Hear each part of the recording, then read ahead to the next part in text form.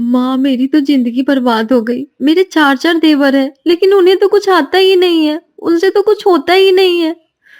अरे बेटा, तेरे चार चार देवर है तो तू अपनी सास से क्यों नहीं बोलती कि वो तेरे देवर की शादी करे।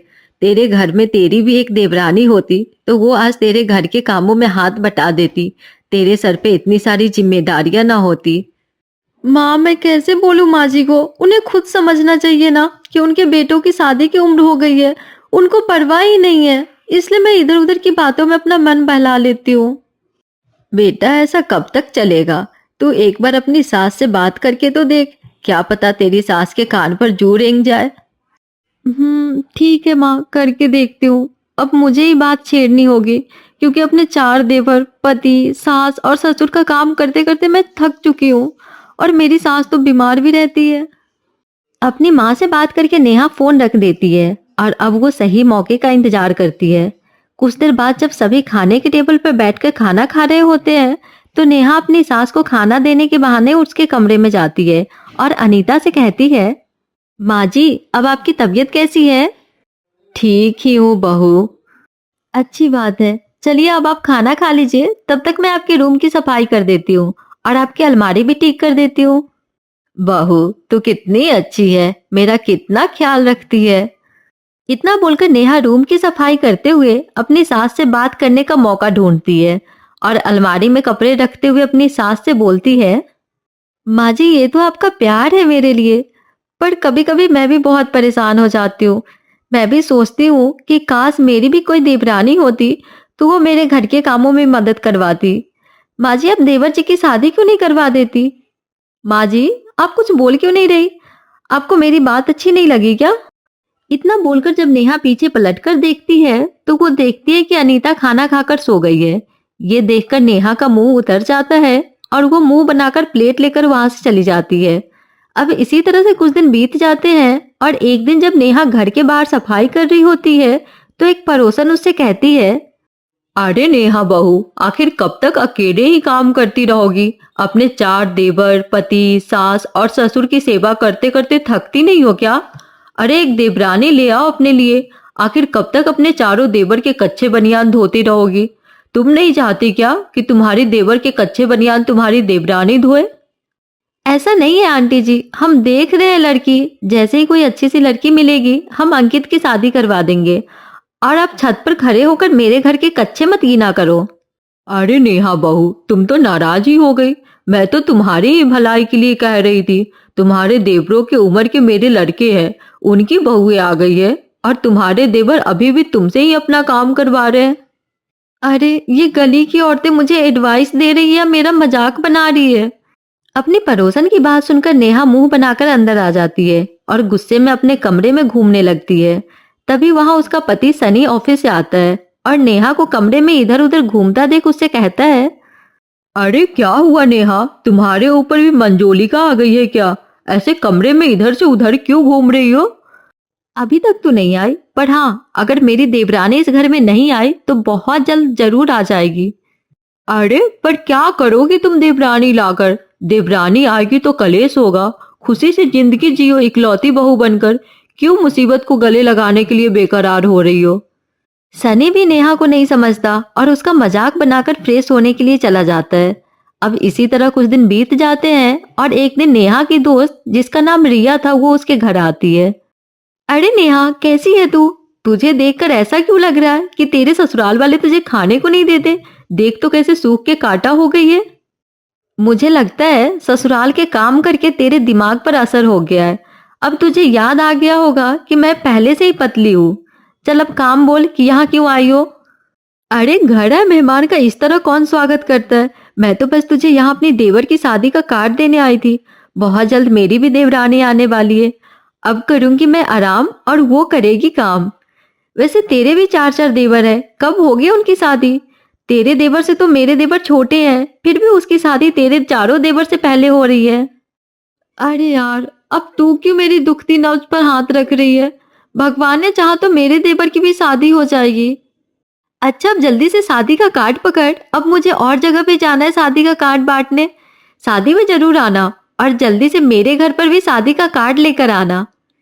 रिया शादी का कार्ड देकर वहां से चली जाती है, पर रिया के देवर का शादी का कार्ड देखकर नेहा अपना सिर पीटने लगती है और एक बार फिर अपने देवर की शादी के बारे में अपनी सास से बात करती है। माँ जी, पापा जी, मैं क्या कह रही थी कि अब अंकित की शादी करवा देना चाहिए, वरना उनकी उम्र निकल जाएगी, फिर कोई उनसे शादी नहीं करेगा। और वैसे भी अब घर की जिम्मेदारियां बढ़ रही है, अब मुझे भी थोड़ा आराम चाहिए। देवरानी आएगी तभी तो मैं भी थोड़ा सा आराम कर पाऊंगी। बहू, तेरा कहना बिल्कुल सही है, पर हम तेरे देवर की शादी बिना उसकी मर्जी से थोड़े ना करवा सकते हैं। अपनी सास और ससुर की बात सुनकर अब नेहा अपने देवर के घर आने का इंतजार करती है और रात को जैसे ही उसका देवर अंकित घर आता है तो नेहा चाय देने के बहाने अपने देवर के पास बैठती है और कहती है, क्यों देवर जी, देवरानी कब ला रहे हो आप? सारी जिंदगी मेरे हाथ की चाय पीनी है या बीबी के हाथ की भी चाय चाहिए? अब उम्र निकल जाएगी तब शादी करोगे क्या? बुढ़े हो जाओगे तो कोई लड़की भी नहीं मिलेगी। अगर आपकी नजर में कोई लड़की है तो बता दो, मैं आपकी शादी करवा दूंगी। और भूलो मत, आपके पीछे लाइन में और भी 3 भाई खड़े हैं। क्या भाभी, अगर मेरी जिंदगी में कोई लड़की होती तो मैं अब तक शादी कर चुका होता ना। अरे ये क्या, हम आपके भरोसे बैठे थे और आप है कि मम्मी पापा जी के भरोसे बैठे हैं। पर कोई बात नहीं, आपकी शादी की जिम्मेदारी अब आपकी भाभी लेती है, बस आप हाँ कर दीजिए। जब नेहा को ये पता चलता है कि उसके देवर की कोई लव स्टोरी नहीं चल रही है तो वो इस बारे में अपनी सास से बात करती है और बहुत जल्द नेहा अंकित के लिए एक रिश्ता देखती है और उसकी शादी फिक्स कर देती है, जिसके बाद तो नेहा की खुशी का ठिकाना ही नहीं रहता। ऐसे ही एक दिन नेहा खुशी खुशी गाना गाते हुए खाना बना रही थी। अरे बहू, अब गाना ही गाते रहेगी या खाना भी बनाएगी? शादी को तो अभी 1 महीना है, तो तू अभी से क्यों इतना उछल रही है? माँ जी, अब बस कुछ दिन की बात है, फिर आपका खाना बिल्कुल समय पर बनेगा। बस एक बार इस घर में मेरी देवरानी आ जाए। नेहा इतना ज्यादा खुश थी कि उसे फर्क ही नहीं पड़ता कि कौन उसे क्या कह रहा है और वो हर समय बस खुशी से झूमते रहती है। ऐसे ही नेहा एक दिन नाचते हुए छत से कपड़े उतार रही थी कि तभी उसकी पड़ोसन उसे कहती है, अरे बहू, तेरे पैर में पहिए लग गए हैं क्या, जो तू रुक ही नहीं रही है? अरे थोड़ी तो शर्म कर ले, छत पर नाच रही है, मोहल्ले के सारे आदमी तुझे ही देख रहे हैं। अरे देखने दो आंटी जी, क्योंकि अब ये बहू पुरानी हो गई है, अब शर्माएगी मेरी देवरानी। नेहा नाचते गाते हुए कपड़े उतारकर नीचे चली जाती है। अब इसी तरह कुछ दिन बीत जाते हैं और आखिरकार वो दिन आ ही जाता है जिस दिन का नेहा को बेसब्री से इंतजार था। माँ जी, मेरे पास बिल्कुल भी टाइम नहीं है, अब मैं कोई काम नहीं कर सकती। मेरे हाथ पैर ने काम करना बंद कर दिया है, अब मुझे तैयार होने के लिए जाना है। अच्छा ठीक है बहू, तू जाकर पहले तैयार ही हो जा। अब नेहा कमरे में तैयार होने लगती है और अनीता बाहर का इंतजाम करती है। सारी तैयारी हो चुकी है, वही नेहा कमरे में आकर तैयार होते हुए शीशे के सामने खड़ी होकर लिपस्टिक लगाते हुए गाना गा रही है। आज मेरे देवर की शादी है, आज मेरे देवर की शादी है, आज मेरी देवरानी आने वाली है। अरे बहू, जल्दी आ जा, सब तेरा ही इंतजार कर रहे हैं, बारात निकलने का समय हो चला है। उसके बाद नेहा जल्दी से तैयार होकर अपनी सास के साथ बाहर जाती है और बाहर जाते ही, अरे आप सब खड़े क्यों हैं? जल्दी से ढोल बजाओ, आज मेरे देवर की शादी है, मुझे बहुत नाचना है। उसके बाद ढोल बजते हैं और नेहा नाचने लगती है। अरे अनीता, मुझे तो लगता है तेरी बहू पागल हो गई है। अभी एक देवर की शादी हो रही है तो इतना खुश हो रही है, जब चारों की हो जाएगी तो लग रहा है ये पागल खाने पहुंच जाएगी। अरे नाचने दो बहन, कल किसने देखा है, और क्या पता आज ये जिस चीज की खुशी में नाच रही है वही खुशी कल इसे अपने इशारों पर नचाए।